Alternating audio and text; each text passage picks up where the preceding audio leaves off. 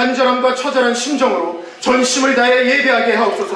이러한 예배 회복과 복음의 능력으로 삶의 구석구석에 그리스도의 깃발을 꽂으며 하나님의 자존심을 지켜드리는 승리의 삶이 되게 하여 주옵소서. 주여 기도의 심장을 회복시켜 주옵소서. 하나님 아버지께 심한 통곡과 눈물로 기도하셨던 예수님처럼 기도하는 인생이 되게 하옵소서. 우리 중에 사업의 문제, 관계의 문제, 자녀의 문제, 신분의 문제, 질병의 문제로 신음하는 자들이 있습니까? 믿음으로 기도가 뚫어지게 하옵소서. 내가 너에게 말하노니 무엇이든지 기도하고 구하는 것은 받은 줄로 믿으라. 너에게 그대로 되리라고 약속하신 주님의 말씀을 붙잡고 기도로 정면 돌파하게 하옵소서. 연말 특세와 계속해서 진행되는 이사회 니에미야 기도를 인생의 승부처로 삼고 기도에 올인할 때 가장 강력한 하나님의 능력이 우리의 모든 문제를 해결해 주실 줄로 믿습니다.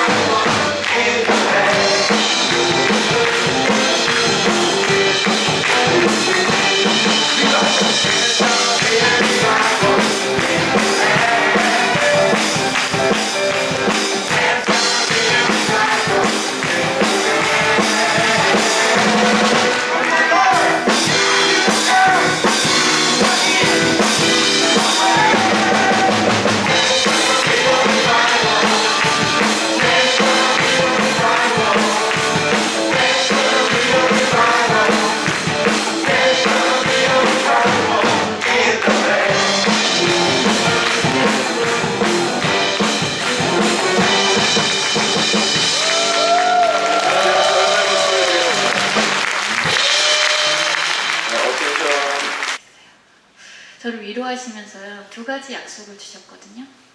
너를 세상 가운데 반드시 다시 세우겠다고, 그리고 병들고 힘들고 약한 자들에게 희망의 메시지가 되게 할 거라고 그러시는 거예요. 말이 안 되는 얘기인데요.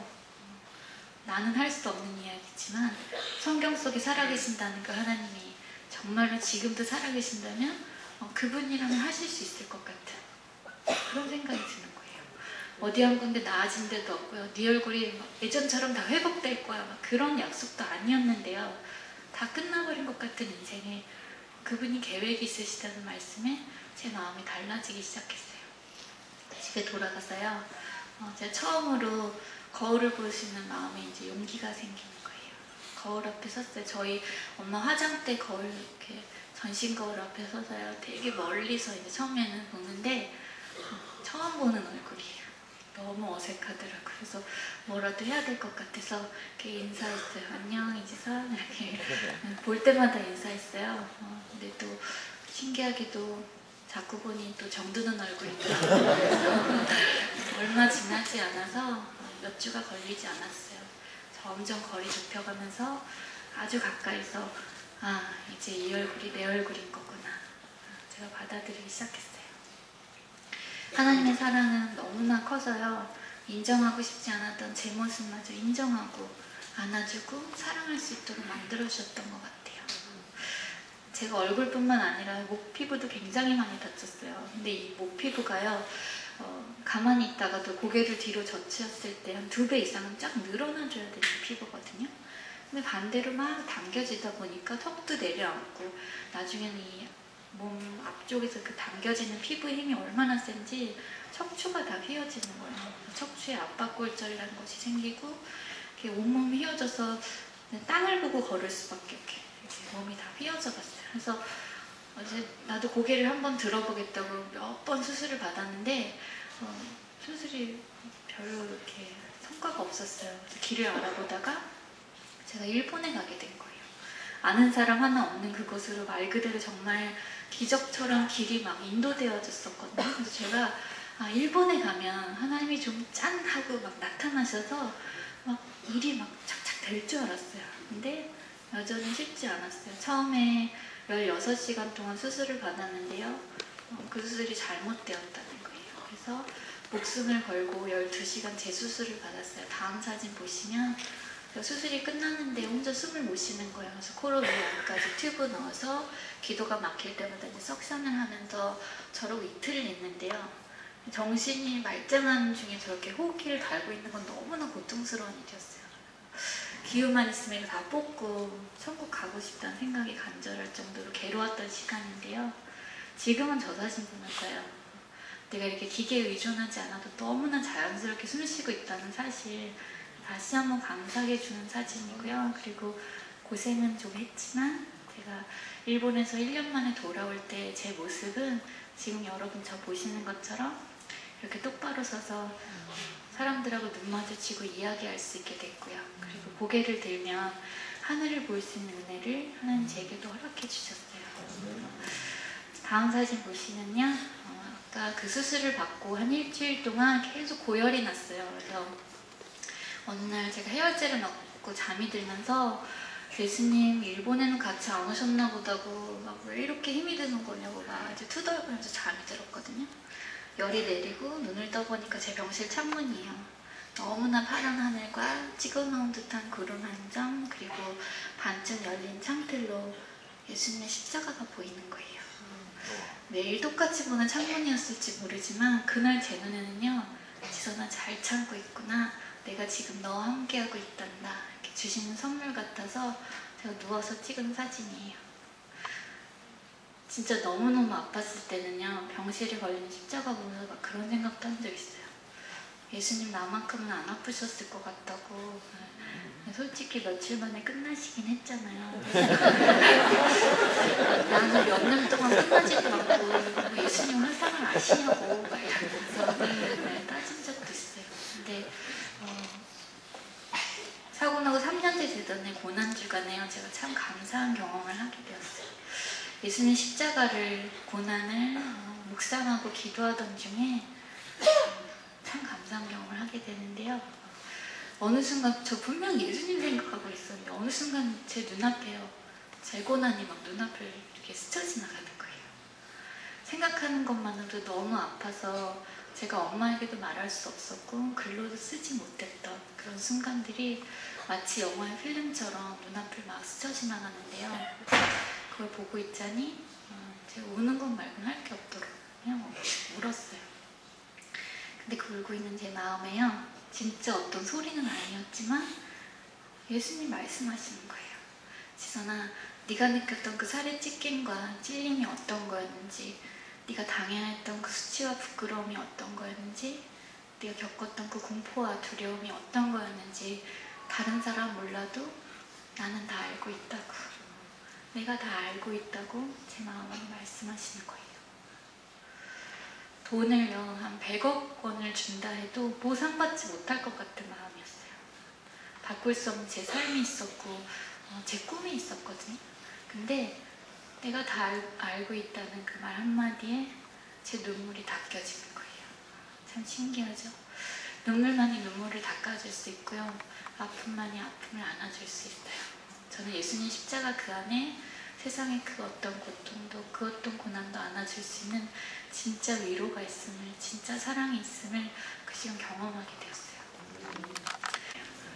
다음 사진 보시면 제가 되게 좋아하는 사진인데요, 사고 때 저를 구해준 저희 친오빠고요, 저런 동생을 얻고도 참 행복해하는 표정에 사진이 찍혔어요. 벌써 한 9년 전의 사진인데요, 홈페이지에 저 때만 해도 정면 사진을 많이 안 올릴 때요. 뭐 이렇게 익숙치 않으시니까 놀라실까봐. 근데 사진이 너무 좋아서 제가 홈페이지 사진을 올려서, 제가 일명 그 가을동화 사진이라고 하는 아주 훈훈한 사진이잖아요. 근데 그 밑에 답글들을 막 쓰시는데요, 사진이 좋다고 하시는 분들이 대부분이었지만 그 중에는 나는 솔직히 지선씨가 무섭고 징그럽고 혐오스럽다는 그런 답글들을 보게 되었어요.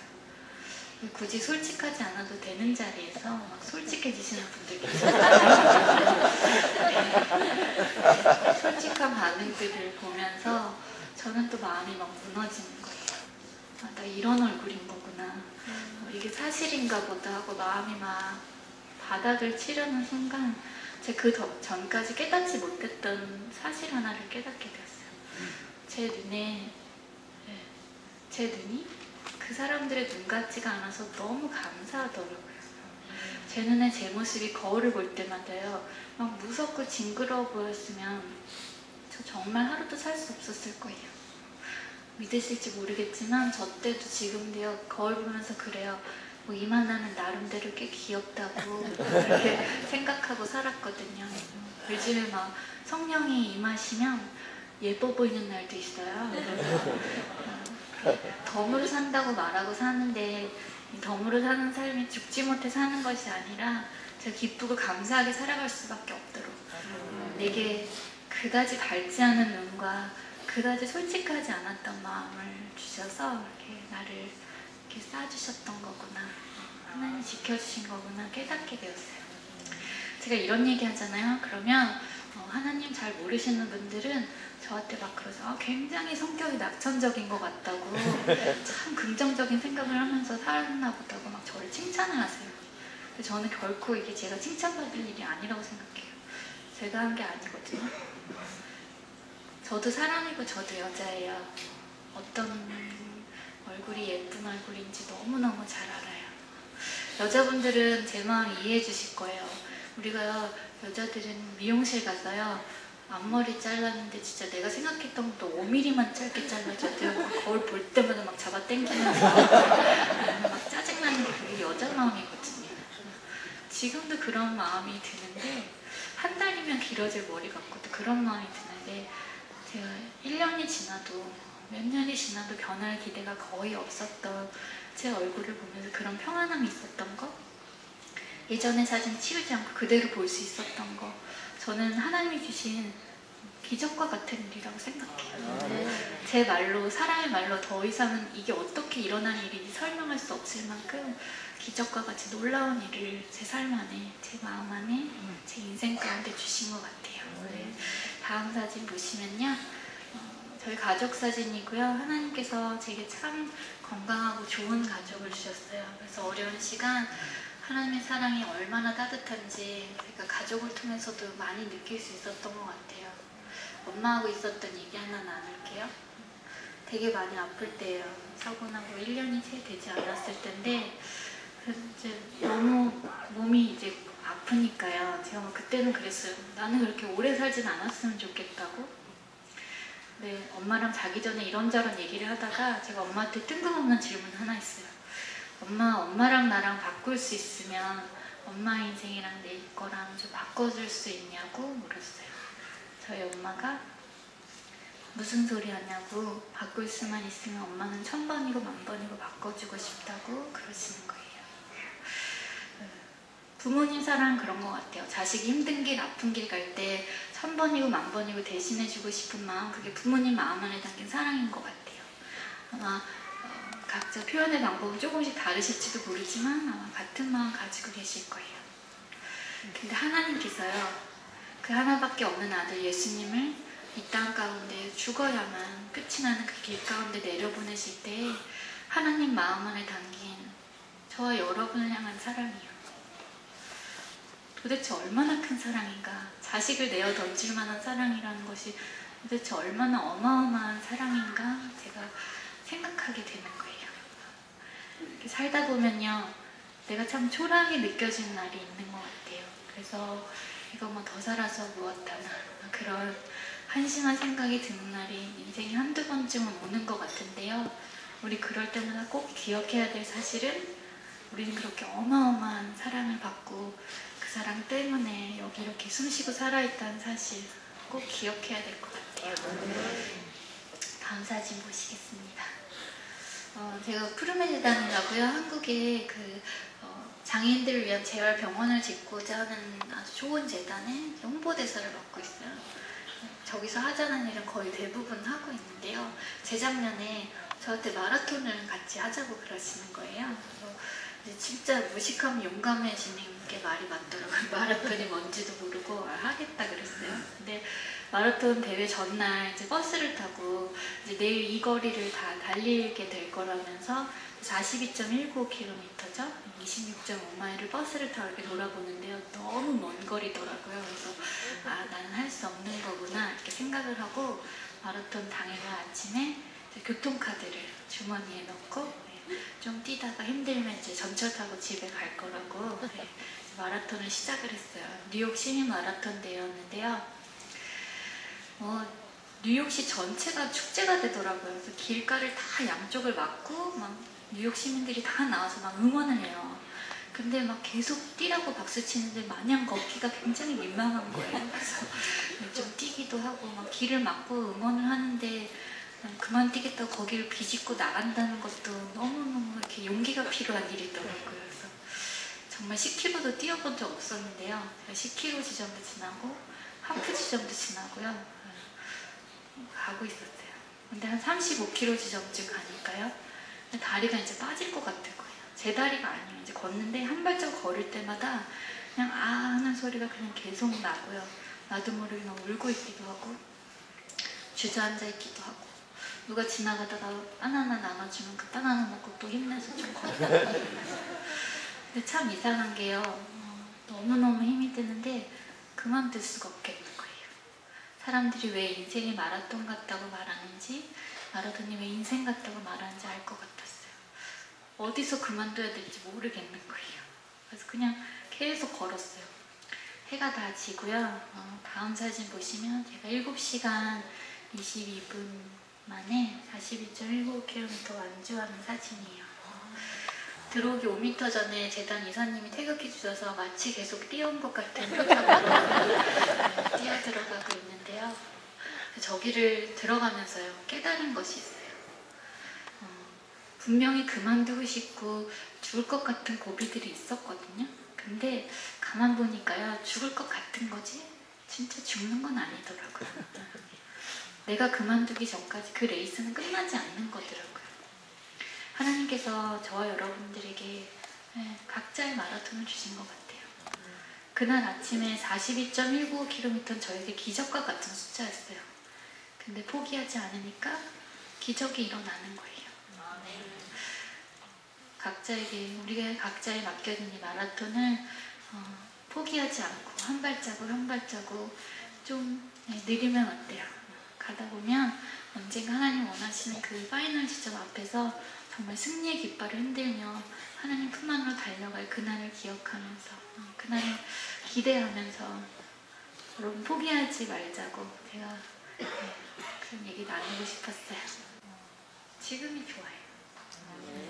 제가 물론 모습은 달라졌고 여전히 불편한 것들이 조금씩은 남아있지만 제가 이 시간을 지내면서 하나님이 누구신지, 나를 지으신 이가 누구신지, 내가 누구인지 깨닫게 됐어요.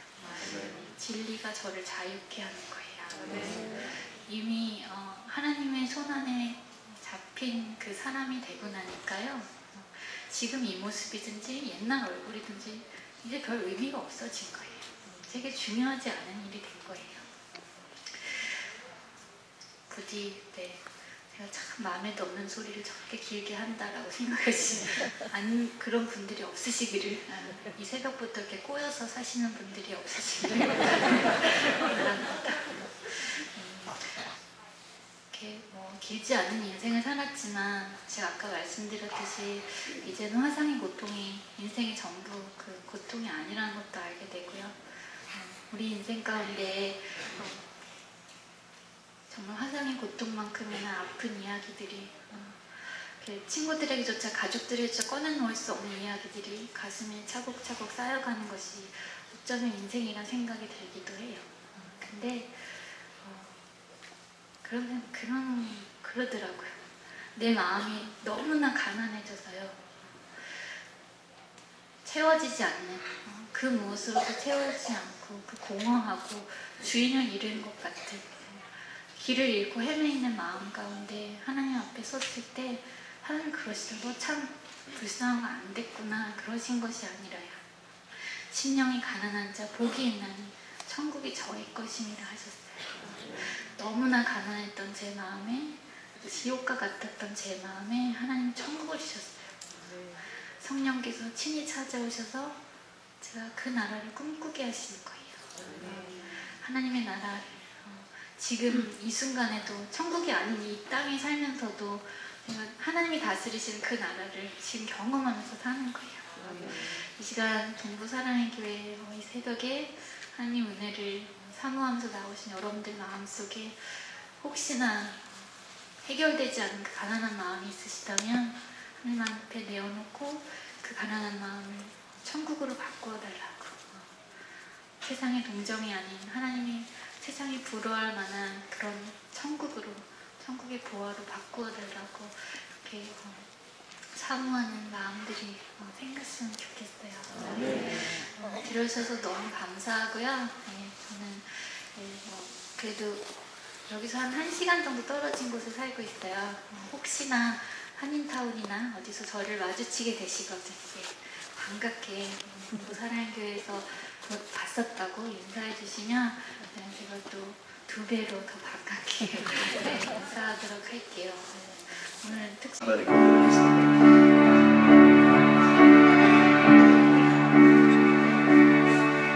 날 지으시니가